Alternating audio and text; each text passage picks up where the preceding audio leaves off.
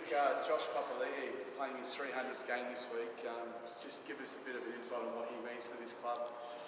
It's a massive milestone to play 300 games. It's to play it in his position is an enormous credit to the individual himself. It's the brutality and the ferocious contact and physicality that's involved in playing front row, and for him to be able to handle so much football and still to be healthy and fit, and is a wonderful credit to the guy. And I know how much respect is within the playing group for him, and I see it each day. But now moving into a really important milestone, I can see that the boys are they're there for Josh.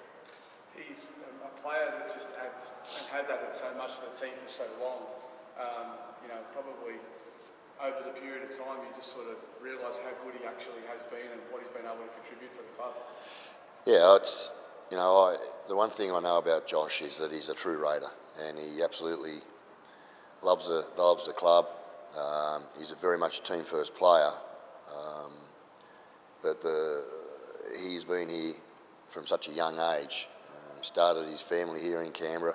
They're growing up now to young teenagers, and the club adores him as well. And I always say that the club will look after those who look after the club, and that's certainly Josh Papalii. He's a wonderful credit to his family, and wonderful credit to the Canberra Raiders. His football's been able to adapt over the years. Started off in the back row as a hard-running edge player, and now he's in the middle and such an important part of the team. Yeah, he's a vital cog. You can still see what he's doing in his contribution to each performance. And for guys like Trey Mooney, Morgan Smithies, Ada Mariotta, Pasami Sulo, and the other younger front rowers we've got coming through our junior grades, there's no better mentor and there's no better role model to have than a Josh Papalii who was once that young man, that young player who moved from Logan, moved from his family home, and moved into Canberra, and look at him today. It's what he's achieved as a player. The Mal Meninga medals, representative honours, is just a remarkable career, which is not over. And I keep going back to be able to do it and playing in that position. It's a wonderful credit. Talk about the influence that he's had. Joe Tapine said that he's been a big contribution to what he's been able to achieve as well. And for a player that's won a couple of Meninga medals as well, it must be great to have guys like those two in your club leading that next group. Yeah, they rely upon one another very much, and they're best of friends. And it's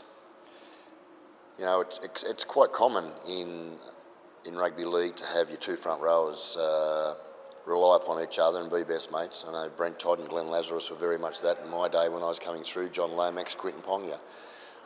Today you got Joe Tapine and Josh Papalii, and the camaraderie and respect for each other is it's great to be involved in and see. It's great to witness and see both those boys grow. And Josh has been a wonderful mentor for Taps, and I know Taps has also been very influential on Josh. And you need that in a team sport, in this type of environment, which is quite brutal. It's a very competitive competition. You do need that person around you that you can trust, and that's where they both formed a very, very strong combination. This game on the weekend, heading up to what will be a hostile environment, but you've had some really good wins on the road this year. Does that give you some confidence heading into this one? Yeah, travelling doesn't worry the boys. We actually travel very well, which I come back to. Their camaraderie and the time they get away with each other, they really enjoy it, and that helps you with your performance. It'll be very hostile at Belmore. I love the Canterbury supporters. I think they get right into the game. They make a noise. I've experienced it firsthand as a player there and a young coach. I think they're a great crowd to play in front of. And this week we talked about consistency. Once again you've got a very similar squad heading into this game, and the opportunity to keep building what you've been able to achieve over the last couple of weeks. Yeah, it helps building cohesion and the rhythm. I talk about rhythm in the game a lot.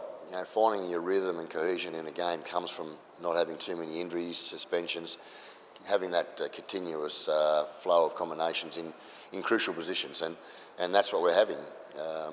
Touch wood, we get a little bit of fortunate luck there in regards to keeping those positions, keeping those players there playing.